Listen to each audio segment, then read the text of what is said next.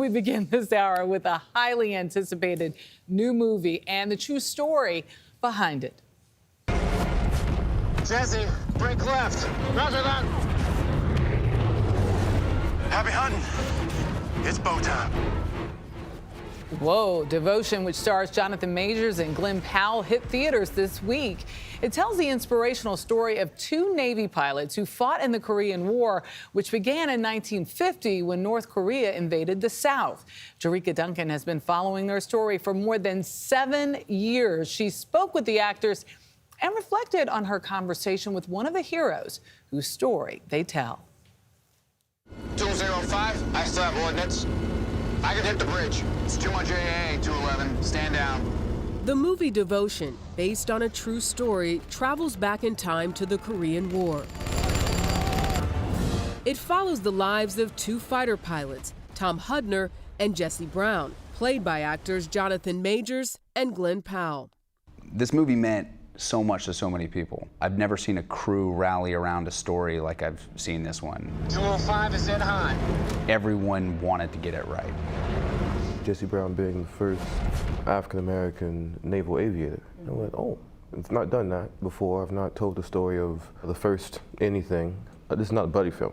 This is a film about fate and legacy.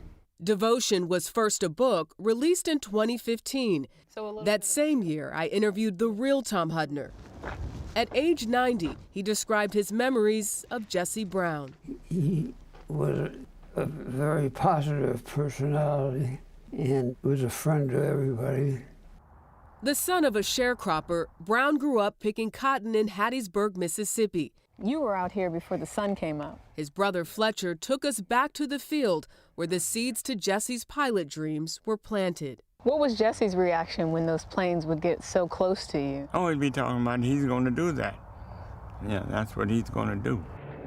Hudner had a far different experience. He grew up in Massachusetts, joined the Naval Academy, and says he became a pilot at the urging of his friends. But it's what happened on one mission in 1950 that bonded these two men forever.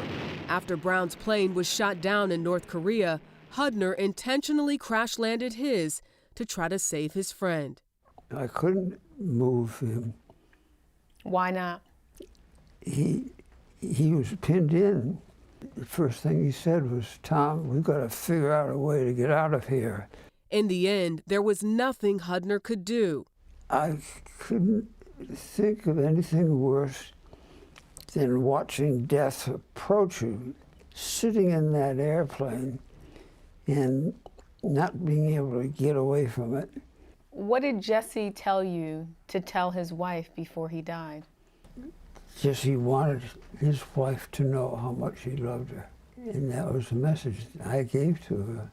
Brown's wife, Daisy, would later stand by Hudner's side. President Harry Truman, who signed an executive order ending racial segregation in the U.S. Armed Forces, awarded Hudner with the Congressional Medal of Honor for his efforts to save Brown. In October, Hudner and Brown were honored at the Naval Aviation Museum in Pensacola, Florida. The families reunited, including Hudner's son and Brown's granddaughter, who talked about the movie. We've always known that this was a really amazing story and exciting that the world now gets to know of it. Roger that. I think having the platform of a major motion picture really elevates it so that more and more people will get to know the story of Jesse and Tom. I figured that this would be the closest that I would get to experience what my dad and what Jesse experienced, on a daily basis during their service. Hudner passed away in 2017, but before his death, actor Glenn Powell promised him that his story would make it to the big screen. It's wild to think back to that moment when I met with Tom Hudner and his family and really got a very interesting glimpse into how this relationship really defined his life. What do you think Tom Hudner and Jesse Brown would say if they could see this movie? I think he'd say, thank you. In his final letter to Daisy, he says, I love you forever. I mean, that's just epic to me. And he was only 24 years old. And his love story is still going. I feel like our brother and friend, Ensign Jesse Leroy Brown, from Mississippi, from the mud to the sky, would probably be saying, thank you. Very simply, thank you. For CBS Mornings, I'm Jerika Duncan. There is so much hope in that story. I love this. Is probably my favorite. This is my favorite piece of the year. It's just so beautifully told, and it really not only puts you there, but it helps you understand this bond that these two individuals had. And when you hear Captain Hudner saying that he couldn't do anything because he was pinned down, and what it's like to watch a man slowly slip off, I can't imagine. But and the moral of all this: determination, friendship, respect between men, devotion. And devotion. I cannot wait to see it. We'll be checking this out for sure. That's right. Well, Devotion is out in theaters now, and you can hear more of Jerika's conversation with Glenn Powell and Jonathan Majors on today's CBS Mornings podcast, including how they met and bonded at a Turkish-Russian bath. I'm going to listen to that, too.